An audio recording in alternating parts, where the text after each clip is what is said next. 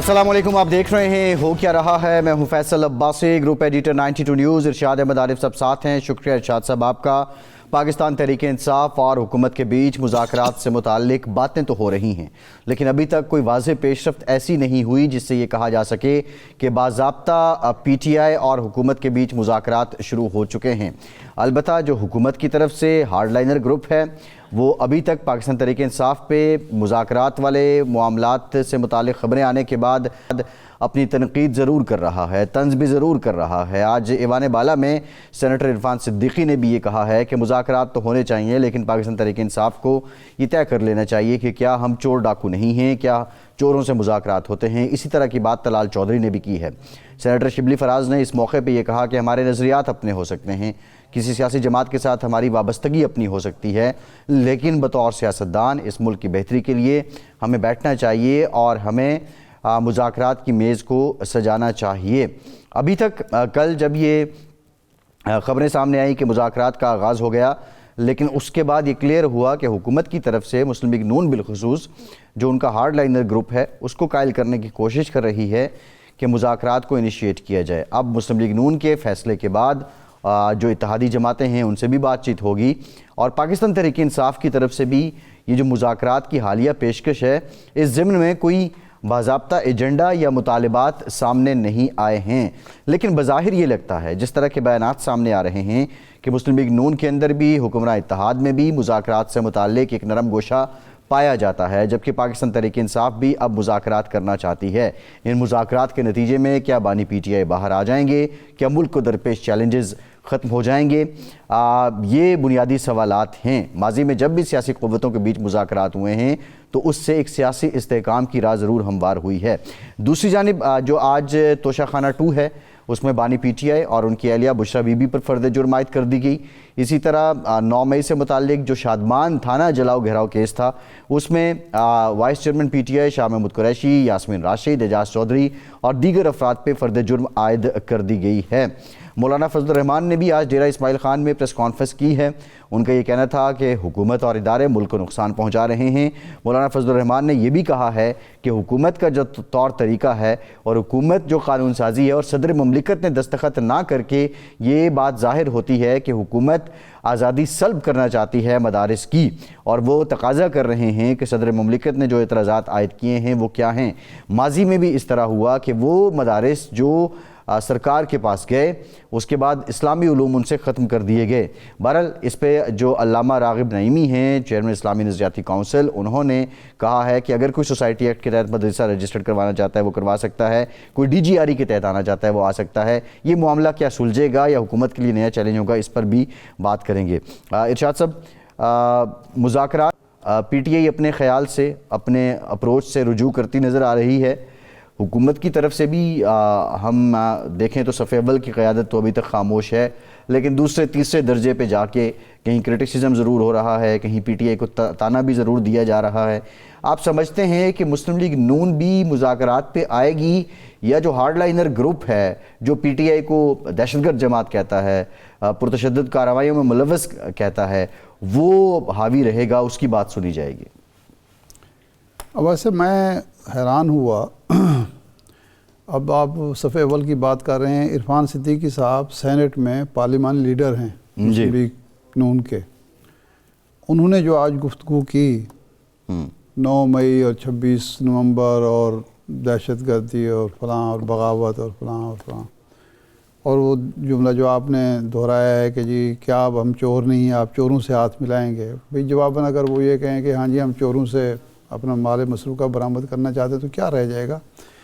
इस वक्त मामलात को ठंडा करने की ज़रूरत है हुकूमत की तरफ से, इसलिए कि इस मुल्क को चलाने की ज़िम्मेदारी उन्होंने उठाई हुई है। तो अगर मामला ठंडे नहीं होते, वो परफॉर्म नहीं कर सकते, या तो वो समझते हैं कि जी इनको हम क्रश करके मामला ठीक कर लेंगे, तो माजी का तो तजर्बा हमें ऐसा नहीं लगता। सियासत में कभी के दिन बड़े, कभी की रातें बड़ी। और फिर ये है कि इस महाज़ाराई का इस कदर जो शिद्दत होगी उसका नतीजा बिल आखिर क्या निकलेगा। जब आप किसी के लिए ऑप्शन नहीं छोड़ेंगे तो वो फिर सड़कों पर आएंगे, और सड़कों पर आने के नतीजे में ये 2 साल से हमारा नुकसान जो हुआ है, कौमी नुकसान हुआ है, وہ یہی سڑکوں پر کی سیاست کی وجہ سے ہوا ہے۔ ایک طرف آپ ان سے کہتے ہیں کہ آپ ایوان میں آئیں، جب ایوان میں آتے ہیں مذاکرات کی میز پر آئیں، جب وہ مذاکرات کی میز پر آتے ہیں تو آپ تانے بازی، عورتوں والی تانہ زنی شروع کرتے ہیں۔ شہری رحمان صاحبہ نے بڑی دھواں دار تقریر کی ہے، حالانکہ پیپلز پارٹی کے بارے میں تو یہ تاثر ہے کہ جناب وہ معاملات کو ٹھنڈا کرنا چاہتی ہے، مذاکرات پر بلیو کرتی ہے، اور وہ چاہتے ہیں مفاہمت کے ذریعے مرد مفاہمت کہا جاتا ہے جناب زرداری صاحب کو، لیکن آج ان کی بھی تقریر میں تو میرا خیال ہے ان کو اس طرف آنا چاہیے، آنا پڑے گا اگر معاملات کو آگے بڑھانا ہے۔ خیالات سے رجوع سب کو کرنا چاہیے، پھنسے رہنا ہے تو پھر پھنسے رہیں، بالکل ٹھیک ہے کہ آپ نتیجہ کیا نکلتا ہے۔ حامد رضا صاحب نے کیا ہے، سربراہ ہیں سنی اتحاد کونسل کے، اور پاکستان تحریک انصاف میں بھی اس وقت کلیدی حیثیت ہے، مذاکراتی کمیٹی میں بھی ان کا نام آیا ہے، رکن ہیں اس کے۔ بہت شکریہ حامد صاحب آپ کے وقت کا۔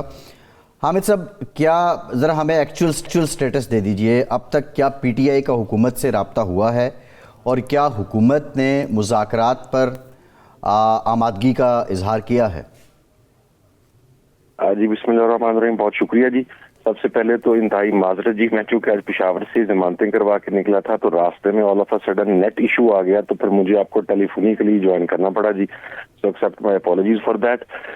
دیکھیں جی، جہاں تک مذاکرات کا تعلق ہے، مذاکرات کے اوپر غیر رسمی گفتگو تو ہوئی ہے جی۔ آج سے 2 روز قبل میں بھی گیا سردار ایاز صادق صاحب کی ہمشیرہ کے تعزیت کے لیے۔ میں نے تو نہیں مناسب سمجھا کہ ظاہر آپ جب فاتح کے لیے جاتے ہیں تو زیادہ گفتگو پولیٹیکل نہیں وہاں پر کی جاتی ہے، اوائڈ کیا جاتا ہے، لیکن ہلکا سا اشارہ ہوا مذاکراتی کمیٹی کے حوالہ سے۔ پھر گزشتہ روز اسد کیسر صاحب اور سلمان اکرم راجہ صاحب جب گئے سردار صاحب کے پاس فاتح کے لیے تو وہاں پر بھی اس حوالہ سے گفتگو ہوئی۔ تو ابھی تک غیر رسمی طور پر تو میں آپ سے یہ کہہ سکتا ہوں کہ جی حکومت جو ہے وہ اس کے اوپر غور کر رہی ہے، جو ہمیں اطلاع ہے جی، لیکن ہم سے آفیشلی ابھی کسی قسم کا رابطہ نہیں ہوا جی۔ اور دوسری بات کہ ہم مذاکرات بھی، جو میں بڑی ایک چیز کیٹیگرائز کر دوں کہ کمیٹی کے اندر ہماری کوئی حکمت عملی کا یا کوئی چیز ہو تو ہم آن اوتھ لیتے ہیں، تو ظاہر ہے میں تو اس کی وائلیشن نہیں کرتا، لیکن ہماری جو پریفرنس ہے، جو ہم نے کم از کم طے کیا ہے کہ مذاکرات پس پردہ بالکل نہیں کیے جائیں گے، بالکل پبلکلی یعنی سامنے کیے جائیں گے، اور جس وقت باقاعدہ سٹارٹ ہوں گے جو گفتگو ہوگی اس سے تمام پاکستان کی قوم کو آگاہ کیا جائے گا۔ تو اگر کسی کے ذہن میں یہ ہے کہ ہم کو پس پشت مذاکرات یا پس پردہ مذاکرات کی طرف جا رہے ہیں تو انشاءاللہ دیٹ ول ناٹ ہیپن جی۔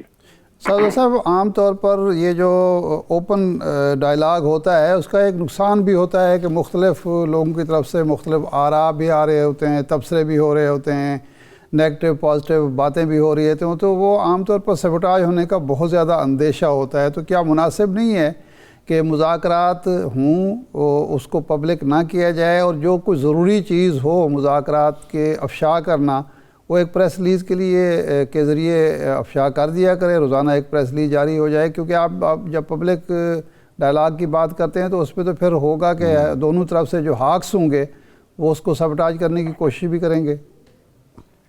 اچھا سر، اس کے اندر میری یہ گزارش ہے جی، یہ جو میں نے یہ بات کہی کہ پبلکلی اسے مراد یہ ہے کہ چونکہ آپ کے علم میں ہے کہ گزشتہ 2 دن سے مختلف ریومرز ہیں کہ شروع ہو گئے، یہ بیٹھ گئے، رات کو بیٹھے رہے، اس قسم کی چیزیں سامنے آ رہی ہیں۔ پھر کل گزشتہ روز 1-2 چینلز پر میرے حوالے سے یہ خبر چلا دی گئی کہ جناب میں نے کہہ دیا کہ مذاکرات کی ابتدا ہو گئی ہے، حالانکہ میں نے ایسی کو بات نہیں کہی تھی۔ پھر ایک اور رکن کی طرف سے یہ بات کہہ دی گئی، تو وہ جو پبلک کرنے والا مقصد ہے اس سے مراد یہ تھی کہ جب مذاکرات گورنمنٹ کی طرف سے باقاعدہ آگاہ کیا جائے گا تو ہم فارملی اناؤنس کریں گے کہ جی بالکل مذاکرات ہو رہے ہیں، یہ گورنمنٹ آ رہی ہے یا وہ ولنگ ہے اور اب مذاکرات ہوں گے۔ ظاہر ہے دوران مذاکرات آپ بالکل بجا فرما رہے ہیں کہ تمام چیزیں اگر پبلک کی جائیں گی تو اس کے نقصانات کا اندیشہ ہے، لیکن اس کے ٹی آرز بیٹھ کے طے کریں گے کہ کون سی چیز کو ہم پبلک کر سکیں گے، کون سی چیز کو نہیں کر سکیں گے۔ اور اس دوران چونکہ ہم نے عمران خان صاحب سے بھی مسلسل مشاورت کی ضرورت ہوگی تو پھر وہ چیزیں وہاں پر بھی جا کے ڈسکس ہوں گی، تو جتنی بتائی جا سکیں گی فرام مائی سائڈ تو at least with consent of Imran Khan صاحب تو ہم تو اتنا ہی بتائیں گے جی۔ اور ساری چیزیں ظاہر ابھی ابتدائی مرحلے میں تو منظر عام پر نہیں آ سکتی جی۔ اچھا، اب چونکہ حکومت اکیلی نہیں ہے، اس کے اتحادی ہیں، تو ایک بات یہ بھی آئی کہ جناب وہ جو کمیٹی بنی تھی جب گرفتاریاں ہوئی تھیں اور ایاز صادق صاحب نے ایک پارلیمانی کمیٹی بنی تھی، اس میں خورشید شاہ صاحب بھی تھے اور لوگ بھی تھے، تو کیا وہی مذاکراتی کمیٹی ہو سکتی ہے یا آپ کی ڈیمانڈ یہ ہوگی کہ جس طرح آپ کے 5 ارکان کی ایک کمیٹی اناؤنس ہوئی اسی طرح حکومت بھی اپنی کمیٹی اناؤنس کرے؟ ایک تو یہ ہے سوال۔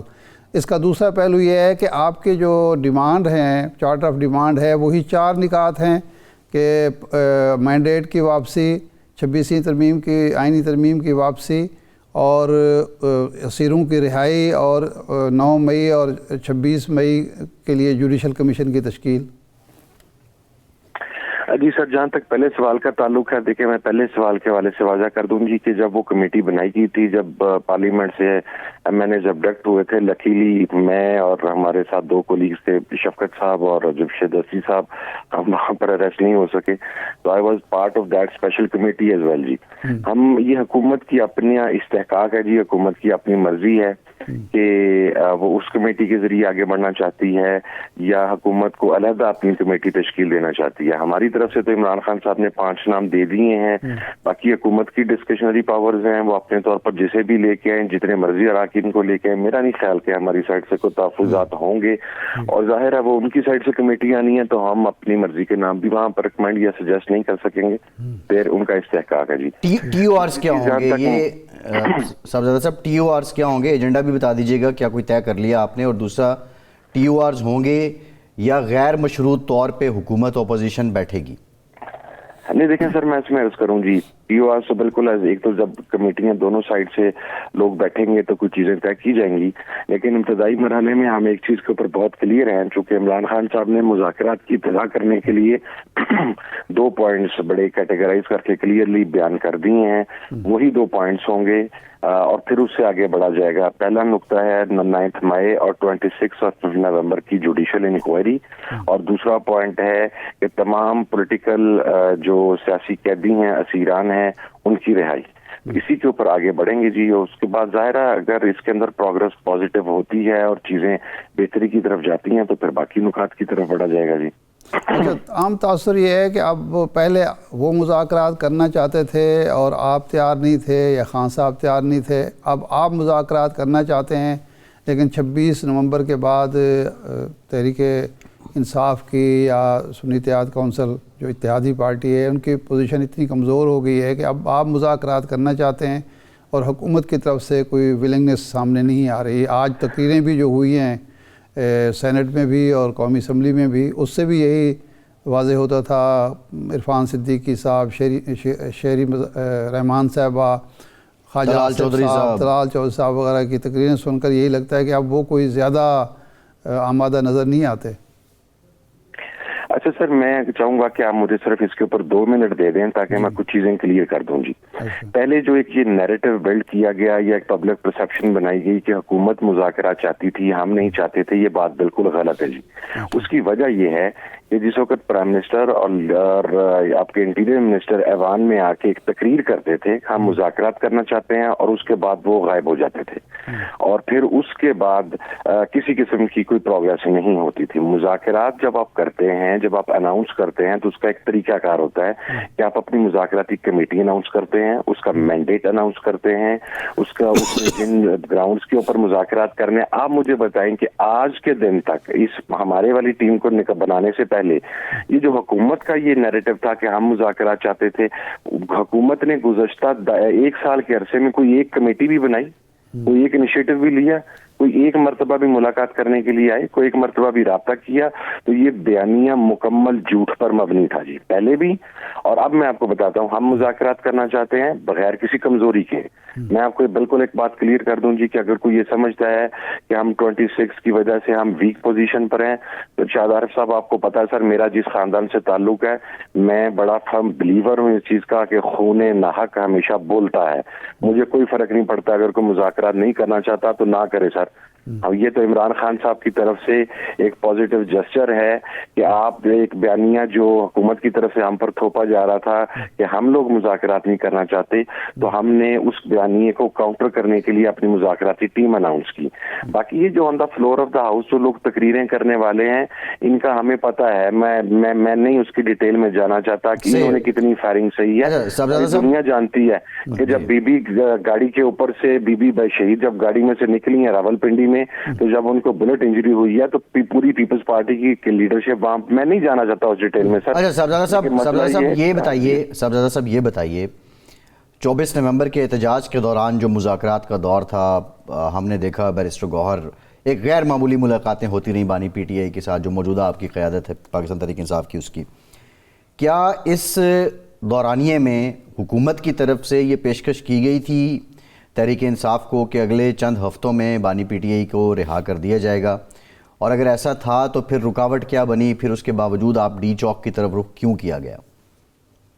اچھا سر, اس کے اندر میں ایک بات عرض کر دوں جی, بیرسٹر گوہر صاحب کی بالکل عمران خان صاحب سے ملاقات ہوئی. ہم تمام لوگ تو چونکہ اس وقت ٹریولنگ میں تھے, اپنے اپنے کانوائز کے ساتھ موو کر رہے تھے, تو اس وقت جو ڈیولپمنٹ ہو رہی تھی وہ ہمیں کہیں 4-4 گھنٹے بعد پتہ چلتی تھی, کیونکہ انٹرنیٹس اویلیبل نہیں تھے, پرچے تھے, پھر ساتھ گاڑیاں تھیں, پیچھے پیچھے پولیس تھی, آگے ہم تھے. لیکن جو اس کے بعد کی میں بتا سکتا ہوں وہ یہ ہے کہ حکومت کی طرف سے یہ کہا گیا تھا کہ آپ سنجانی پر رکے تو ہمارے ساتھ مذاکرات کر لیں. اچھا, آگے کیوں آئے؟ آگے آنا ہمارا استحقاق تھا, لیکن وہاں پہ رکے کیوں نہیں؟ اس لیے کہ حکومت کی طرف سے سنجیدگی نہیں تھی. سر, جب آپ مذاکرات کی بات کرتے ہیں تو آپ یہ بات کہتے ہیں کہ جی اوکے, آپ کو 10 گھنٹے وہاں پر ٹھہر جائیں گے, آپ ایک لمیٹڈ ٹائم کے لیے ٹھہریں گے, ہم ابھی ہماری کمیٹی بن گئی ہے, آپ آئیں بیٹھیں, نہ ہو سکے مذاکرات تو آپ دیکھ لیجئے گا, آپ کے ساتھ آپ کا موب ہے. ہمیں اس وقت بھی یہ فیل ہوا تھا کہ حکومت اپنی سابقہ روایات کے مطابق دھوکہ دینا چاہتی ہے. دوسری چیز دیکھیں سر, میں ایک بات عرض کروں, کیوں چاہے گی موجودہ حکومت کہ ہمارے مذاکرات کامیاب ہوں؟ میرا ایک سمپل سا تھیسس ہے میرا, وہ یہ ہے, کیا موجودہ حکومت کو نظر نہیں آتا کہ اگر 9 مئی کے اوپر جوڈیشل کمیشن بن گیا, 26 نومبر کے اوپر جوڈیشل کمیشن بن گیا, سیاسی اسیران کو رہائی مل گئی, عمران خان صاحب باہر آ گئے, تو موجودہ حکومت کے پاس اقتدار میں رہنے کی کوئی صورت باقی نہیں بچے گی. تو جو سپوائلرز ہیں, جس طرح طلال چودھری صاحب نے آ کے بیان دے دیا کہ جی مائنس عمران خان اگر مذاکرات کرنے ہیں تو ہو سکتے ہیں, تو میں آپ کے پروگرام کے توسط سے انہیں جواب دے رہا ہوں جی کہ مائنس عمران خان ہم نے کوئی مذاکرات نہیں کرنے, نہ ہم کریں گے, نہ ہماری خواہش ہے. As simple as that. نہیں, 24 نومبر کو صاحبزادہ صاحب 24 نومبر کو کیا حکومت نے یہ پیشکش کی تھی, قطع نظر سنجیدہ تھی یا غیر سنجیدہ, کہ ہم اگلے چند ہفتوں میں بانی پی ٹی آئی کی رہائی کو یقینی بنائیں گے؟ نہیں سر, ان کی طرف سے کوئی بلیک اینڈ وائٹ بات نہیں تھی کی گئی, گرے ایریا میں رکھ کے بات کی جا رہی تھی کہ اگر آپ روکیں تو ہم آپ کے ساتھ بات کرتے ہیں, ایسے ویسے کر کے, اگر مگر کے ifs اینڈ بٹس کے ساتھ جی. تو گرے ایریا میں رکھ کے جی. اچھا, یہ فرمائیں کہ ایک تو سوال کا جواب عام طور پر آپ سے سوال کیا جا رہا ہے سب لیڈر سے کہ یہ 26 نومبر کو رات کو جو کچھ ہوا, آپ کو جو وہاں سے نکلنا پڑا, اس میں 2 ورژن سامنے آ رہے ہیں کہ بشرا بی بی نہیں جانا چاہتی تھیں, زبردستی ان کو لے کے جایا گیا, وہ خود بھی یہی کہتی ہیں کہ وہ تو بالکل جانے کے لیے تیار نہیں تھی. دوسرا یہ ہے کہ نہیں جی ساری قیادت نے فیصلہ کیا کہ چونکہ اب فائرنگ شروع ہو گئی ہے تو اس طرح کچھ تو خون مناسب نہیں ہے, ہمیں چلے جانا چاہیے. آپ کا کیا نقطہ نظر ہے کہ یہ متحوہ کا فیصلہ تھا یا ایک گروپ جو پہلے بھی ایک دفعہ جا کے واپس آ گیا تھا اس نے ڈومینیٹ کیا اور بی بی کو مجبور کر دیا گیا یا زبردستی لے جایا گیا؟ سر, اس میں ایک بات چیز کلیئر کروں جی کہ کلیکٹیو ڈیسیزن کا تو وہ ٹائم ہی نہیں تھا, کیونکہ ایک میسیکر ہو رہا تھا, ایک افراتفری نفسا نفسی تھی, جو انٹرنیٹ تھا وہ اویلیبل نہیں تھا, تو we are in know position کہ ہم 18-20 لوگ جو پولیٹیکل کمیٹی کے اندر ہیں ہم وہاں پر فوراً ایک دوسرے سے کمیونیکیٹ کر کے کوئی فیصلہ کر پاتے. یہ گراؤنڈ کا فیصلہ تھا جی. گراؤنڈ کے اوپر علی امین گنڈاپور صاحب موجود تھے, بشرا بی بی صاحبہ موجود تھیں, باقی جو پی ٹی آئی کے اس وقت پولیٹیکل کمیٹی کے کچھ لوگ موجود تھے. جو وہاں پر بات چیت ہوئی اس میں دیکھیں ایک ایلیمنٹ ذہن میں رکھیں جی کہ زبردستی بشرا بی بی کے ساتھ کوئی نہیں کر سکتا جی. وہ عمران خان صاحب کی اہلیہ ہیں جو بعض اوقات کسی جگہ پر کہا گیا کہ انہیں شولڈر سے پکڑا گیا یا ان کے منہ پر ہاتھ رکھا گیا, there is nothing, it is all rubbish جی. جب اس وقت بشرا بی بی کے گاڑی کے اوپر لائیو فائرنگ ہوئی ہے, بلٹس ہٹ ہوئی ہیں, ان کی گاڑی کے ٹائر برسٹ ہوئے ہیں, تو وہ اپنی گاڑی سے علی امین گنڈاپور صاحب کی جو گاڑی تھی اس کے اندر شفٹ ہوئی ہیں. وہاں پر جو بات چیت ہوئی ہے اس کے بعد دیکھیں اب وہاں پر مرنے کے لیے تو نہیں چھوڑنا تھا کسی کو بھی.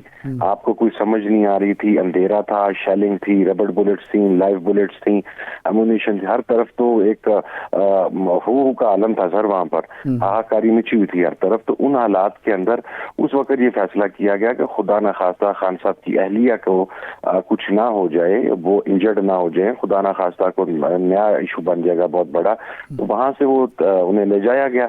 باقی اب جو یہ چیز ہے کہ کیا وہ جانا چاہتی تھیں یا نہیں جانا چاہتی تھیں, تو سر میری ایسا ان کے ساتھ ڈائریکٹ بات نہیں ہوئی. میرا خیال ہے اس کے اوپر اگر وہی موقف دیں تو that will be much better. جی اچھا, اب یہ مدرسہ رجسٹریشن کا معاملہ ہے, مولانا فضل الرحمان صاحب نے حکومت پر بے وفائی کا اور وعدہ خلافی کا الزام لگایا ہوا ہے. 2 دھڑے ہیں, ایک وہ 5 وفاق یا اتحاد تنظیمات کے پہلے جو بورڈ تھے وہ ہیں, مفتی منیب الرحمان صاحب ہیں, تقی عثمانی صاحب ہیں اور ہیں. دوسری طرف یہ باقی 10 بورڈز ہیں, چونکہ آپ کا ایک دینی ادارہ بھی ہے, دینی پس منظر بھی ہے. یہ فرمائیں کہ اس معاملے میں مولانا فضل الرحمان صاحب کا موقف آپ یعنی سنی اتحاد کونسل اور JUI اس سے متفق ہے, یا آپ سمجھتے ہیں کہ نہیں دوسرے لوگ جن علماء کو سامنے لایا گیا ہے وہ درست ہیں اور یہ محکمہ تعلیم کے تحت رجسٹریشن ہی ہونی چاہیے؟ اچھا دیکھیے ارشاد عارف صاحب, اس پہ میں آپ کو ایک بات عرض کر دوں گی. اس کے اندر چونکہ ہمارا ایک بورڈ بھی شامل ہے, اس کے اندر 7000 مدارس, وہ وفاق المدارس الرضویہ کے نام سے, وہ خود ہمارا جامعہ رضویہ کا بورڈ ہے. میں اس لیے اس ساری سچویشن کو بڑا کینلی اور انٹرنلی جانتا ہوں. یہ جس وقت ریفارمز ہو رہی تھیں اور یہ ڈیسیزنز ہو رہے تھے, تو اس وقت عمران خان صاحب مدارس ریفارمز لے کے آ رہے تھے. جی اس وقت یہ جو اتحاد مدارس دینیہ کے اندر شامل 4 بورڈ تھے, ان 4 بورڈوں نے اس ایگریمنٹ کے اوپر سائن کیے ہیں. یہ سگنیٹری ہیں جی اس کے. ٹھیک ہے, ہمیں اس چیز کو انڈرسٹینڈ کرنے کی ضرورت ہے. مفتی تقی عثمانی صاحب, مفتی منیب صاحب دونوں کے دستخط موجود ہیں. جی موجود ہے. اگر یہ اس وقت اس کو غلط سمجھتے تھے تو پھر انہوں نے اس وقت سائن کیوں کیے, اور اگر آج غلط سمجھتے ہیں تو اس کی وجوہات بیان کریں کہ کیا اس کے اندر کچھ چینجز آئی ہیں. دیکھیں جو نئے بورڈ بنے تھے, میں ایک چیز کا قائل ہوں سر, یہ فارچونیٹ اور انفارچونیٹ پاکستان کی مذہبی سیاست کے اوپر یا مذہبی جماعتوں پر اسپیشلی مدارس پر ہمیشہ ایک کوشچن مارک رہا ان کی انٹرنیشنل فنڈنگ کے حوالہ سے اور ان میں پڑھائے جانے والے نصاب کے حوالہ سے. میں ہمیشہ اس چیز کا حامی رہا ہوں کہ مدارس کو چینلائز ہونا چاہیے, وزارت تعلیم کے ساتھ ہونا چاہیے, ان کا پراپر ایک میکینزم ہونا چاہیے. اگر تو مولانا فضل الرحمان صاحب مدارس کے جو اب پرابلمز آ رہی ہیں, جو گزشتہ دور حکومت میں بھی جو ڈرافٹ فائنلائز کیا گیا تھا اس کے اوپر ایسا عمل نہیں ہوا. مثلا اس کے اندر ایک چیز یہ تھی کہ تمام مدارس اب اپنے بینک اکاؤنٹس جو کھولیں گے ان کا آڈٹ ہوگا. تمام مدارس نے اتفاق کیا, لیکن بینک اکاؤنٹس ہی نہیں کھولے جا رہے. گزشتہ 2.5 سال گزر گئے ہیں, مدارس کے بینک اکاؤنٹس نہیں کھولے جا رہے. تو یہ اگر تو ریزرویشنز اس نوعیت کی ہیں تو پھر تو میں اس کے ساتھ اتفاق کرتا ہوں. لیکن اگر یہ ہے کہ جی وہ ڈرافٹ غلط تھا تو پھر سب سے پہلے تو کوشچن ہونا چاہیے اتحاد مدارس دینیہ کی قیادت سے اور ان لوگوں سے کہ انہوں نے پھر اس وقت اس ڈرافٹ پر کیوں, کس کے کہنے پر اور کس وجہ سے سائن کیے. اگرچہ وہ مجھے میرے علم میں ہے لیکن وہ میں ابھی پبلک کرنا نہیں چاہتا. جی I was part of those meetings as well, جتنی بھی میٹنگز وہاں پر ہوئی تھیں. تو ابھی مولانا فضل الرحمان صاحب کا ڈرافٹ میرے پاس, میری نظر سے نہیں گزرا کہ وہ اس کے اندر کون کون سی چیزوں کی اصلاح چاہ رہے ہیں یا کن چیزوں کی. بنیادی اعتراض جو اٹھا رہے ہیں کہ یہ جو محکمہ تعلیم کا وہ ڈائریکٹریٹ ہے, مدارس کو ماتحت کر دیا گیا ہے اور مداخلت ہو گئی ہے, آزادی سلب ہو جائے گی, آزادی سلب ہو جائے گی, خود مختاری سلب ہو جائے گی. وہ کہتے ہیں کہ رجسٹریشن جو ہے کوآپریٹو سوسائٹیز ایکٹ کے تحت جب ہوگی تو وہ ایک NGO کے طور پر انڈیپینڈنٹلی کام کرتے رہیں گے اور حکومت کا کوئی افسر اس میں مداخلت نہیں کر پائے گا. بنیادی سوال تو مولانا کا یہ ہے, یعنی جو اعتراض ہے وہ یہ سوال ارشاد عارف صاحب, میرا پھر سوال یہ ہے کہ اگر یہ اس وقت غلط تھا تو اس وقت اتحاد مدارس دینیہ نے, مفتی منیب الرحمان صاحب نے اور تقی عثمانی صاحب نے اس پہ سائن کیوں کیے سر؟ یہ 1 سال مسئلہ چلتا رہا تھا سر. انہوں نے اپنی مرضی کی تمام چیزیں اس کے اندر انکلوڈ کروائی تھی. میرے علم میں ہے جن جن چیزوں سے حکومت پیچھے ہٹی، جو جو ان کے مطالبات تھے، جس طریقے سے مدارس کی رجسٹریشن سے لے کے ان کے لینڈ ریکارڈ سے لے کے ان تمام چیزوں تک۔ دوسری چیز سر میں آپ کو بتاتا ہوں، یہ جو کہہ رہے ہیں کہ وہ ان کی حیثیت ایک این جی او کی رہے، اس کے ریکارڈ کے مطابق تو پر اتحاد مدارس دینیہ میں کچھ ایسے بورڈ بھی شامل تھے جن کی رجسٹریشن ایس سی سی پی کے ساتھ گزشتہ 15 سال سے وہ ختم ہو چکی تھی سر۔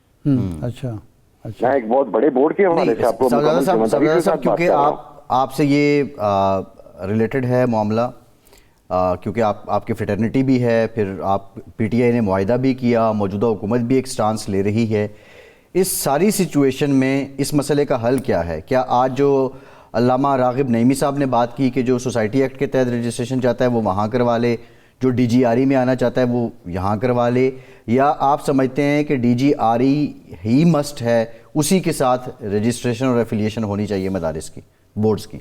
نہیں سر، میرا ذاتی خیال یہ ہے کہ جو جس جگہ پر کروانا چاہتا ہے، دیکھیں یہ ہر ایجوکیشن بورڈ کا اپنا استحقاق ہونا چاہیے۔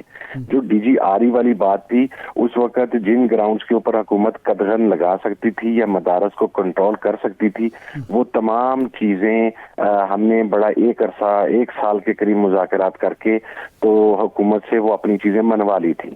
ان مذاکرات میں مفتی منیب الرحمان صاحب اور تقی عثمانی صاحب بھی شامل تھے کہ کسی طریقے سے حکومت مدارس کو سرکاری تحویل میں نہ لے سکے یا اپنا ایجنڈا نافذ نہ کر سکے۔ وہ چیزیں تو پوری ہو گئی تھیں پریکٹیکلی۔ گزشتہ 2-2.5 سال سے وہ مدارس چل رہے ہیں، وہ بورڈ بنا ہوا 3 سال سے، ابھی تک ہمیں تو اس کے اندر کوئی ایسا حکومتی مداخلت نظر نہیں آئی۔ لیکن اگین سب میں یہ کہتا ہوں، اگر کوئی اس کے ساتھ وزارت تعلیم کے ساتھ رجسٹرڈ ہونا چاہتا ہے تو فائن، آپ انہیں وہاں پر جا لینے دیں۔ اگر کوئی این جیز کے ساتھ ایس سی سی پی کے ساتھ رجسٹرڈ ہونا چاہتا ہے تو وہاں پر چلا جائے سر، اس میں کون سا ایشو ہے؟ لیکن اگین پھر بات وہی ہے، جو میرا نقطہ نظر ہے وہ یہ ہے کہ یہ جو چیک اینڈ بیلنس ہے، جو اس وقت بھی حکومت کا ایک بنیادی نیریٹو تھا اور حکومت کا بنیادی مقصد تھا کہ جو مدارس کے اوپر فورن فنڈنگ کے الزامات آتے ہیں، اس فورن فنڈنگ کے الزامات کو ختم کرنے کے لیے، اپنے سے اس نظام کو دھونے کے لیے پریکٹیکل اقدامات کرنے پڑیں گے۔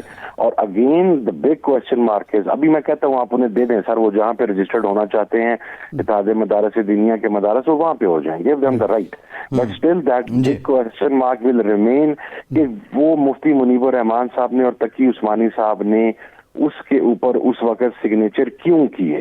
جی صحیح، ٹھیک ہے۔ وہ بات باہر آئے گی تو ایک نیا بحران کھڑا ہو جائے گا۔ میں آپ کو بتاتا ہوں، یہ بحران جو ابھی ایک نہیں تو وہ بات کورٹ مارشل سے ریلیٹڈ ہے، اس سے بڑا بحران ہوگا سر۔ وہ بتا دیں نا، وہ بتا تو دینا کہ کیا اصل کیا مسئلہ ہے، کیا کس وجہ سے وہ چپ کر کے بیٹھے ہوئے ہیں، سر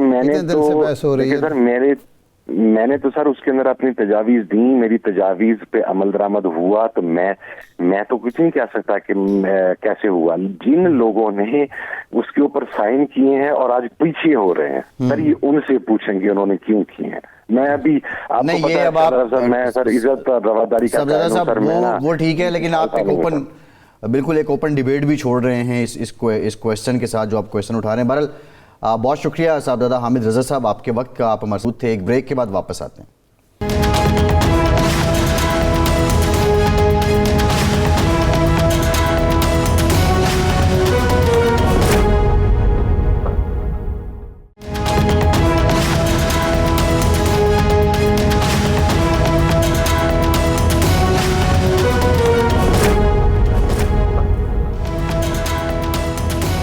بریک کے بعد ایک بار پھر سے آپ کو خوش آمدید کہیں گے۔ ارشاد صاحب، یہ جو مدارس کی رجسٹریشن والا معاملہ ہے، پہلے بھی ہم نے پروگرام میں اس پہ بات کی تھی، اور ٹیکنیکلی بھی کچھ چیزیں جو سمجھ آتی ہیں، جب درس و تدریس ہے تو بائی ڈیفالٹ بھی سینس یہی کہتی ہے کہ یہ وزارت تعلیم کے ساتھ جانا چاہیے۔ بہرحال سوسائٹی ایکٹ 1860 والا بھی یہاں پہ موجود ہے، 2019 کا معاہدہ بھی ہمارے سامنے ہے، مدارس کی رجسٹریشن کا عمل شروع کرنے کا جو طے ہوا وہ بھی ہمارے سامنے ہے۔ اب حامد رضا صاحب بھی یہ گواہی دے رہے ہیں کہ اس وقت مولانا آن بورڈ تھے جب یہ معاہدہ ہوا ہے۔ یہ ٹیکنیکل باتیں تو حکومت کے موقف کو فیور کرتی ہیں، بٹ جو پولیٹیکل ایک بات ہے کہ مولانا کہتے ہیں کہ آپ نے 26ویں ترمیم کے وقت ایگری کیوں کیا، صدر صاحب نے جو اعتراضات لگائے وہ ہمیں بتائیں، ورنہ حکومت منظوری دے دے وہ آئین بن جائے گا، صدر کے اعتراض پیچھے رہ جائیں گے۔ پولیٹیکل ایلیمنٹ کیا ہے؟ کیا یہ صرف مدارس کی رجسٹریشن کا مسئلہ ہی ہے، یا مولانا اپنا ہاؤس ان آرڈر کر رہے ہیں، یا نیشنل پولیٹیکل کینوس میں اس کے ذریعے مولانا سمجھتے ہیں کہ ان کی پوزیشن مزید مضبوط ہو سکتی ہے؟ عباس صاحب، نہ یہ معاملہ پولیٹیکل ہے نہ یہ ٹیکنیکل ہے. بیسیکلی ہمارے ہاں جو حکومت یہ ہو یا اس سے پہلے یہ ان کا فیصلہ سازی کا عمل انتہائی ناقص، اور یہ جو فیصلہ کر رہے ہوتے ہیں دل اور دماغ الگ الگ ہوتے ہیں. دماغ کسی طرف ہوتا ہے، دل کسی طرف ہوتا ہے. مثال کے طور پر یہ جو 19 کا معاہدہ ہے اور جس کے تحت یہ ڈائریکٹریٹ بنا ہے، اس پہ قانون سازی کیوں نہیں ہوئی؟ آپ نے ایک ایگزیکٹو آرڈر کے ذریعے کر دیا ہے تو اس کے بعد آپ کا فرض نہیں بنا، حکومت کا فرض، اس حکومت کا بھی اور اس کے بعد والی حکومت کا بھی.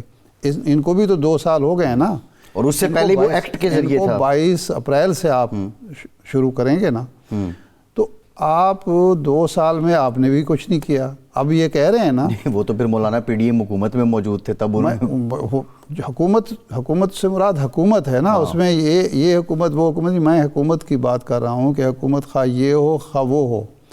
ہمارے ہاں ایک جو اجتماعیت ہوتی ہے، ایک یکسوئی ہوتی ہے، کسی بھی معاملے میں آپ کا دل و دماغ کی یکسوئی بڑی ضروری ہوتی ہے.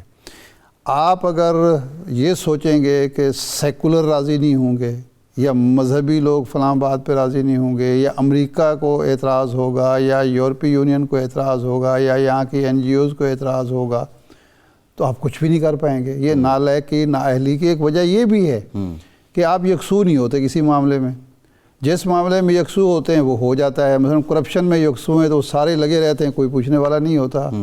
تنخواہیں بڑھانی ہوں آج ارکان اسمبلی کی، 2 منٹ میں سارا کچھ ہو جاتا ہے. پھر کوئی آئین قانون اخلاقیات کچھ نہیں. سوال یہ ہے کہ آج جو مولانا اعتراض مولانا جو میں یہی کہہ رہا ہوں نا کہ مولانا جو اعتراض کر رہے ہیں، جب آپ مولانا کا یہ جو بل منظور ہوا ہے یہ مولانا کا بل نہیں تھا، یہ حکومت کا بل تھا. وزارت قانون نے اس کو منظور کیا، اس کے بعد کیبنٹ سے اس کی منظوری لی، اس کے بعد اسمبلی میں پیش ہوا. اسمبلی نے دونوں ایوانوں نے اتفاق رائے سے اس کو کیا. اور آگے زرداری صاحب نے جب یہ مذاکرات ہو رہے تھے تو زرداری صاحب آن بورڈ نہیں تھے، پیپلز پارٹی آن بورڈ نہیں تھی. وہ تو کریڈٹ لے رہے تھے جناب بلاول بھٹو صاحب کے، یہ سارا کچھ کرایا میں نے. اور جب دستخط کرنے کے لیے گئے تو پتہ چلا کہ نہیں جی وہ اس میں تو یہ خامی ہے اور یہ کمی ہے، یہ پہلے آپ کو علم نہیں تھا. بیسیکلی میں نے جو بنیادی بات کی ہے وہ یہ ہے کہ یہ اعتراض ہی نہیں ہے کہ جی یہ تعلیم میں جانا چاہیے یا سوسائٹیز ایکٹ میں کے تحت ہونا چاہیے. بنیادی سوال یہ ہے کہ حکومت کی نیت جو تھی پہلے بھی نہیں تھی اور اب بھی نہیں ہے، یہ کام کرنا ہی نہیں چاہتے. اب علماء کو آپ سامنے لے آئے ہیں، آپ اخلاقی طور پر وزیر اعظم کو جرأت کا مظاہرہ کرنا چاہیے کہ جی اس وقت ہم نے آپ سے غلط بیانی کی تھی، ہم اس وقت بھی ارادہ نہیں رکھتے تھے اور اب بھی نہیں رکھتے. یہ چکر بازی، یہ عیاری، یہ مکاری، یہ تو مسئلے کا حل نہیں ہے. اب مولانا کا سرکاری بل کیوں پیش کرتی؟ جی سرکاری بل کیوں پیش تو منظور کیوں نہیں کر رہی؟ مولانا اتنے بچے بھی تو نہیں تھے ان کو اس طرح ڈاج کیا جائے. اب کیوں روکا ہوا ہے بھئی؟ اس وقت پھنسے ہوئے تھے، 26ویں آئینی ترمیم منظور کرانی تھی، اس کو منظور کرانے کے لیے مولانا کی ہر بات مان لی. جب کام نکل گیا، میرا سوال یہ ہے، ٹھیک ہے یہ آپ کی بات جو کہہ رہے ہیں ٹھیک ہے، درست ہے. مولانا جب پی ڈی ایم گورنمنٹ کا حصہ تھے تب تو انہوں نے یہ قانون سازی، وہ کہتے ہیں کہ ہم اس وقت بھی کہہ رہے تھے، یہ بات چیت اس وقت چل گئی تھی. تو یہ بھی دوسری طرف یہ بھی ہے کہ مولانا نے بھی لوہا گرم دیکھ کے یہ اپنی تجویز دے دی. ٹھیک ہے نا، میرا مطلب ہے کہ جب ایک قانون بن گیا ہے، صدر نے دستخط نہیں کیے تو آپ اس کو دوبارہ بھیجیں اسمبلی اور منظور کرا لیں، کیونکہ دوبارہ اگر یہ اسمبلی چلی جائے 10 دن میں دستخط نہ ہو تو وہ قانون بن جائے گا. جی اس سے نیت کا پتہ چلتا ہے. اس سے یا تو عوام کو وزیر اعظم صاحب ایک پریس کانفرنس کریں یا وزیر قانون کریں اور انہیں کہیں، عوام کو کہیں کہ جناب اس میں یہ ہماری مجبوریاں ہیں، ہم پر یہ دباؤ ہوا ہے اور ہم نے اس وقت مجبوراً ایک بات مان لی تھی مولانا کی، ہمارے بس میں نہیں ہے، یہ بھی نہیں کرنا، کبھی یہ چکر کبھی وہ چکر. اب دوسری سائڈ جو ہے، مفتی تقی عثمانی صاحب اور مفتی منیب الرحمان صاحب اس معاہدے کا حصہ ہیں، دستخط کیے ہوئے ہیں. جو مولانا فضل الرحمان کا معاملہ ہے نا وہ بڑے کلیئر ہیں کہ نہ وہ پہلے معاہدے کا حصہ ہیں نہیں، یہ تو حامد رضا صاحب گواہی دے رہے ہیں نہیں مولانا کے مکتبہ فکر کی نمائندگی تو موجود تھی نا. مولانا مفتی تقی عثمانی صاحب یا باقی لوگ ہیں، لیکن میں مولانا فضل الرحمان کی بات کر رہا ہوں. اس معاہدے کا حصہ وہ تو نہیں ہے، بطور شخص سے نہیں تھے. ٹھیک ہے نا.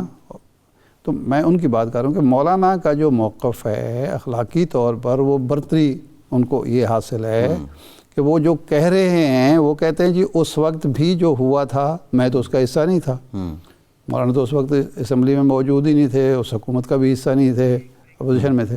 تو اس لیے حکومت کو اپنی پوزیشن واضح کرنی چاہیے، اور یہ آڑ لینا کہ جی وہ اس میں آزادی. حکومت تو اپنی یہ پوزیشن ٹیکنیکل گراؤنڈ پہ واضح کر رہی ہے. پی ٹی آئی دور حکومت میں معاہدہ ہوا تھا، معاہدہ ہونے کے بعد طاہر اشرفی صاحب نے جو دیگر وفاق کے لوگ ہیں 10 نئے وفاق ہیں ان کو بلا لیا. تقی عثمانی صاحب جو ہیں وہ 17 تاریخ کو میٹنگ کنڈکٹ کریں گے. ہاں، حکومت کا یہ موقف تو نہیں ہے. حکومت تو کہہ رہی ہے کہ اچھا جی کرتے ہیں. نہیں، حکومت تو یہ نہیں کہہ رہی کہ اچھا جی کرتے ہیں، مولانا آپ کی بات کرتے ہیں، یہ کہہ رہے ہیں نا. یہ تو نہیں کہہ رہے کہ جی ہم نہیں کر سکتے یا ہم یہ لیں جی یہ ہو گیا ہے. یہ جو علامہ نے میٹنگ کنڈکٹ کی تمام علماء کو، وزیر تعلیم کو، دیگر وزیر اطلاعات، یہ تو ان کا، یہ تو دیکھیں نا یہ حکومت کا موقف یہ ہے تو مولانا کو جواب دیں پھر. صحیح ہے، ٹھیک ہے. ایک بریک کے بعد واپس اور ہمیں جوائن کریں گے چیئرمین اسلامی نظریاتی کونسل علامہ ڈاکٹر راغب نعیمی صاحب. ہمارے ساتھ رہیے.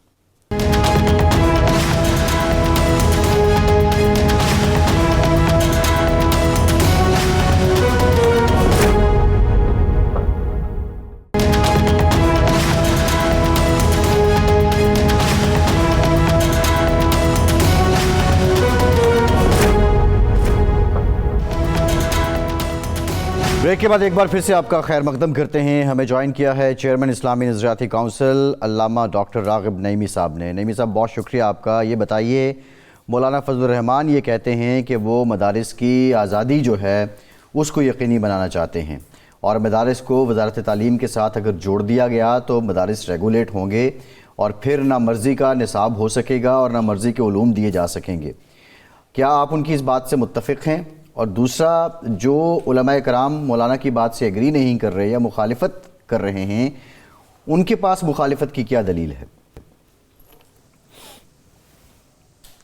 بسم اللہ الرحمن الرحیم. یہ بڑے ایک عجیب دوراہے کے اوپر معاملہ آ کے کھڑا ہو گیا ہے، اور بڑی حیرت کی بات یہ ہے کہ جب ہم 6 مئی 2019 کے معاہدے کو دیکھتے ہیں، اتحاد تنظیمات مدارس پاکستان کا اور وزارت تعلیم کے صدر نشین جناب شفقت محمود صاحب کا، جو کہ سابق پی ٹی آئی حکومت کے وزیر تعلیم تھے، تو یہ بالکل کلیئرٹی کے ساتھ وہاں پہ بات موجود ہے کہ یہی احباب تیار تھے اپنے مدارس کا الحاق کروانے کے لیے وزارت تعلیم میں، جو کہ وفاق میں تھی. چونکہ یہ مدارس کلیم کرتے ہیں کہ ہم پورے پاکستان کے لیول کے اوپر قائم ہیں، اور بے شک ہمارے ہیڈ کوارٹرز لاہور میں ہو یا ملتان میں ہو یا کراچی میں ہو، لیکن ہم نے تمام اپنے مسلک کے مدارس کو آپس میں کنیکٹ کر دیا ہوا. اس اعتبار سے پھر لائبل یہی تھا کہ وفاقی وزارت تعلیم کے ساتھ انہیں جوڑا جاتا، اور اس کے اوپر بہت ایگری ہو گیا تھا. اور اس کے بعد پھر 29 اگست 2019 کا معاہدہ بھی ہمارے سامنے ہے، جس کے نتیجے میں نہ صرف 1973 کے رول آف بزنس میں تبدیلی کی گئی اور مذہبی تعلیم کو تعلیم کی منسٹری کے اندر شامل کیا گیا، بلکہ اکتوبر 2019 میں ایک نوٹیفیکیشن بھی جاری کر کے DGRE کا ایک شعبہ قائم کیا گیا وزارت تعلیم میں، اور پھر اس شعبے کے ذیل میں 16 ریجنل کیمپسز بھی بنا دیے گئے جہاں پہ مدارس نے آ کے پورے پاکستان میں رجسٹرڈ ہونا تھا. یہ سارا کا سارا ایک معاف کیجیے گا میوچل انڈرسٹینڈنگ کے ساتھ ہی تھا. لیکن ایک دو معاملات ایسے تھے کہ جس کی وجہ سے ایک دوسرے کے اوپر ٹرسٹ ڈیفیسٹ ہو گیا اور اعتماد قائم نہیں رہ پایا، جس کی وجہ سے پھر اتحاد تنظیمات مدارس پاکستان قدرے پیچھے ہٹ گئے. لیکن حکومت DGRE کو قائم کر چکی تھی، اپنا پورا کا پورا میکانزم مدارس کی رجسٹریشن کا بنا چکی تھی، اور اس موقع کے اوپر اس بات کو پھر مدارس کے سامنے رکھا گیا کہ جو اپنے مدرسے کی رجسٹریشن کے لیے اس طریقہ کار کو اڈاپٹ کرنا چاہتا ہے وہ آگے آ جائے. تو اس طریقے سے ہم نے دیکھا کہ 10 مدارس کے نئے بورڈز معرض وجود میں آ گئے. اب کیفیت اور صورتحال یہ ہے کہ پورے پاکستان میں مدارس کے 15 بورڈز ہیں. آگے بڑھنے سے پہلے اگر آپ یہ فرما دیں کہ وہ دو چیزیں کیا تھی جس کی وجہ سے اتحاد تنظیمات مدارس پیچھے ہٹی، حکومت کی طرف سے کیا خلاف ورزی کی گئی، وعدہ خلافی کی گئی جس کی وجہ سے ان کو پیچھے ہٹنا پڑا؟ دو چیزیں جو میرے علم میں ہیں، ایک تو یہ کہ DGRE کی طرف سے کوئی ایک اشتہار اخبار میں آیا تھا اور ہر ضلع کے اندر ایک بندے کو نامینیٹ کیا گیا تھا کہ آپ مدارس کی رجسٹریشن کے لیے ان سے رابطہ کریں یا ان کے پاس جائیں. اس کے اوپر یہ اظہار کیا گیا، جہاں تک میری معلومات ہیں، کہ یہ اشتہار کنسنٹ کے بغیر آیا. اور دوسرا یہ وعدہ کیا گیا تھا کہ جو ریجنل کیمپسز ہیں، جو پہلے 10 تھے، پھر بعد میں 12 ہوئے، پھر اینڈ پہ 16 ہو گئے، ان میں ان وفاقوں کا کوئی نہ کوئی کوآرڈینیٹر ضرور مقرر کیا جائے گا. اور کوآرڈینیٹر کی تعیناتی کے حوالے سے کچھ اختلاف سامنے آیا تھا، جس میں جہاں تک میں سمجھتا ہوں DGRE کا کہنا یہ تھا کہ یہ جو کوآرڈینیٹرز کا تقرر کیا جائے گا یہ باقاعدہ طور پہ ریکروٹمنٹ کے ذریعے ہوگا. لیکن میرا خیال ہے کہ شاید ریکروٹمنٹ کے بغیر بھی کوئی تقرری کی بات ہوئی تھی. اچھا، اس کے بعد پھر نصاب کے حوالے سے ایک بڑا ڈیڈ لاک ہوا. میٹرک اور FA کے لیول کے اوپر یہ بات کہی جا رہی تھی کہ آپ انگریزی، پاک سٹڈی، اردو اور سائنس، یہ میٹرک میں، اور اردو اور انگریزی اور پاک سٹڈی یہ FA کے اندر، یعنی جو اس درجے کے دینی نصاب ہیں ان میں انہیں ایڈ کریں. اب جب ایڈ ہونے کی بات ہوئی تو پھر آگے سوال یہ پیدا ہوا کہ ان کا امتحان کون لے گا؟ کیا وفاقی جسے ہم فیڈرل بورڈ کہتے ہیں وہ امتحان اس کا لے گا یا مدارس کے وفاق خود امتحان لیں گے؟ تو یہاں پہ ایک تھوڑا سا ڈیڈ لاک پیدا ہوا کہ امتحان اور میکانزم کیا بنے گا. اور اس کے آگے پھر جو BA اور MA تھا اس وقت ابھی مکمل طور پہ BS شروع نہیں ہو گیا تھا، تو اس پہ بھی ہوا کہ جی یہ پھر درس نظامی جس طرح علامہ اقبال اوپن یونیورسٹی کے اندر درجہ عالیہ اور عالمیہ ہو رہا ہے، تو یہ مدارس پھر اس طریقے سے وہاں پہ رسپیکٹیولی ان ڈگریز کے لیے چلے جائیں گے اگر وہ عصری علوم کو ساتھ لے کر چلنا چاہتے ہیں تو. اچھا، جو نئے 10 بورڈ سامنے آئے ہیں انہوں نے عصری علوم کو کسی نہ کسی درجے اور لیول کے اندر اپنے مدارس کے اندر نافذ کیا ہوا ہے، چلایا ہوا ہے. جیسے آپ جانتے ہیں کہ جامعہ نیمیا میں تو 1975 سے ہم اپنے بچوں کو میٹرک بھی کروا رہے ہیں، FA بھی کروا رہے ہیں، اور اس کے ساتھ ساتھ پنجاب یونیورسٹی سے ابھی ہماری ایفیلیشن ہے BS اسلامک اسٹڈیز کے اندر. تو یہ ایک پروگریسو اپروچ تھی دینی تعلیم کے ساتھ ساتھ جدید تعلیم کی بھی، جو حکومت چاہتی تھی کہ مدارس کے اندر انٹروڈیوس ہونی چاہیے اور طلبہ اس طرح تیار ہو کے آگے آنے چاہیے. اچھا، یہاں پہ آ کے ڈاکٹر صاحب یہ فرمائیں کہ مولانا کے ساتھ جب حکومت نے معاہدہ کیا اور ان کی ساری شرائط مان لیں اور باقاعدہ بل منظور بھی ہو گیا قومی اسمبلی سے، صوبائی سینٹ سے، آپ کو اعتماد میں لیا گیا، یعنی ان 10 بورڈز کو اعتماد میں لیا گیا کہ مولانا کے ساتھ ہم معاہدہ کرنے لگے ہیں اور سٹیٹس اب تبدیل ہونے والا ہے؟ جہاں تک میرا خیال اور میں سمجھتا ہوں، میں نے سارے حالات کا جائزہ لیا ہے، ان 10 بورڈز کے ساتھ کسی جگہ پر بھی کوئی رابطہ نہیں ہوا اور ان کو کہیں پر بھی اعتماد میں نہیں لیا گیا. بلکہ میں تو یہ کہوں گا کہ اب حکومت جب بھی مدارس کی بات کرے اور مدارس کے حوالے سے کوئی بھی انیشیٹو لے تو حکومت کو پہلے 5 بورڈ سے بات کرنی پڑتی تھی، اب اسے 15 بورڈ سے بات کرنی پڑے گی. اور کہیں پر بھی کسی بھی گروپ کو، چاہے 10 بورڈ کا ایک گروپ ہے، چاہے 5 بورڈ کا ایک گروپ ہے، کسی کو بھی اگنور کریں گے تو اس قسم کے مسائل ہمیں آگے دیکھنے میں ملیں گے. لیکن آپ پھر یہ سمجھتے ہیں کہ حکومت جو ہے وہ وعدہ خلافی مولانا کے ساتھ کر رہی ہے اور آپ کو استعمال کیا جا رہا ہے ان 10 بورڈز کو کہ اب مولانا کے سامنے آپ کو لا کھڑا کیا ہے، تو آپ اس بات کو نہیں سمجھتے کہ اب مولانا کو اور آپ کو بیٹھ کے کوئی خود ہی آپس میں مفاہمت کرنی چاہیے، کسی نقطہ اتحاد پہ پہنچنا چاہیے؟ اچھا، پہلے تو میں یہ عرض کر دوں کہ میں اس وقت نہ 3 میں ہوں نہ 13 میں ہوں، اور ہمارا جو جامعہ نعیمیہ کا ابتدائی الحاق ہے وہ تنظیم المدارس کے ساتھ ہے۔ اس کے ساتھ ساتھ ایک الگ ڈیولپمنٹ یہ تھی کہ جامعہ نعیمیہ شہادت العالمیہ کی ڈگری دینے کے لیے جس طرح بھیرے کا مدرسہ الگ سے ایچ ای سی کے اندر ایفیلیٹ ہے، ہمارا مدرسہ بھی اسی طریقے سے ایچ ای سی کے اندر ایفیلیٹ ہے۔ میں ایک درمیانی راہ نکالنے کی کوشش کرتا ہوں۔ اصل میں یہ جو 21 سیکشن ہے سوسائٹی ایکٹ کی، جس کے اندر ترمیم کی گئی ہے اور اس کو پیش کیا گیا ہے، اس میں ایک کلاز یہ بھی ہے، سب کلاز ہے، کہ اس رجسٹریشن کی ترمیم کی تبدیلی کے بعد یا اس کی منظوری کے بعد کوئی بھی مدرسہ کسی بھی لیول کا ہوگا وہ سوسائٹی ایکٹ کے تحت ہی اپنے آپ کو رجسٹر کروائے گا۔ اس کا معنی یہ ہوا کہ جو 10 وفاق ہیں ان کے جو مدارس 18,600 کے قریب DGRE میں رجسٹر ہیں، وہ سارے کے سارے یکت لخت ان کی رجسٹریشن نہ صرف ختم ہو جائے گی بلکہ انہیں اپنی رجسٹریشن کے لیے دوبارہ سے توقع کرنی پڑے گی، جو کہ کم سے کم DGRE کے تحت چلنے والے 18,600 مدارس کے ساتھ میں سمجھتا ہوں کہ زیادتی ہو جائے گی۔ اچھا علامہ صاحب یہ بتائیے کہ اب جب صدر مملکت جس کی وجہ سے صدر مملکت نے جو ایک سیکنڈ، جب آپ سے رابطہ کیا گیا، یعنی آپ جن لوگوں نے پریس کانفرنس میں شمولیت کی، وزیر تعلیم نے، وزیر مذہبی امور نے، وزیر اطلاعات نے، جناب طاہر اشرفی صاحب نے، تو آپ نے یہ نہیں کہا کہ جی یہ سارا کچھ آپ نے جب کیا تو ہمیں اعتماد میں نہیں لیا، اب ایک ایسی صورتحال آپ نے پیدا کر دی ہے جو آپ کے لیے بھی مشکل ہے، ہمارے لیے مشکل ہے، تو اس کا کوئی جواب ملا یا آپ نے کوئی اعتراض ہی نہیں کیا اور آپ بیٹھ گئے پریس کانفرنس میں؟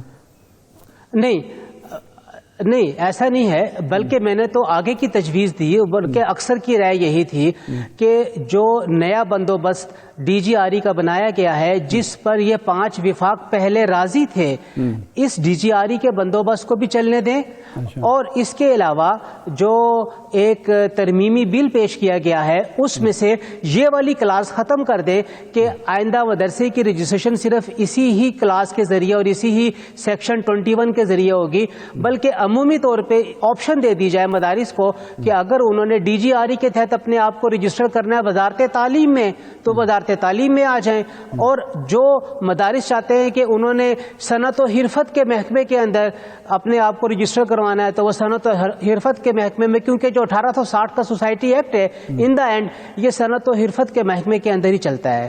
تو یہ میں نے تجویز وہاں پہ پیش کی ہے کہ اس پورے معاملے کو سیاست کا اکھاڑا نہ بنایا جائے اور سیاسی کھیل نہ کھیلا جائے، بلکہ جو مدارس کی حقیقی مشکلات ہیں ان کا بھی میں نے ذکر کیا کہ مدارس کی حقیقی مشکلات میں سب سے بڑی مشکل رجسٹریشن کے نظام، لیکن یہ جو دو عملی، یہ جو علامہ صاحب، ڈاکٹر صاحب، یہ جو 2 عملی وجود میں آئے گی کہ 2 طرح کے مدارس ہوں گے، جو ایک ادھر رجسٹر ہوگا ایک ادھر رجسٹر ہوگا، تو اس سے تو بڑے مسائل پیدا نہیں ہو جائیں گے؟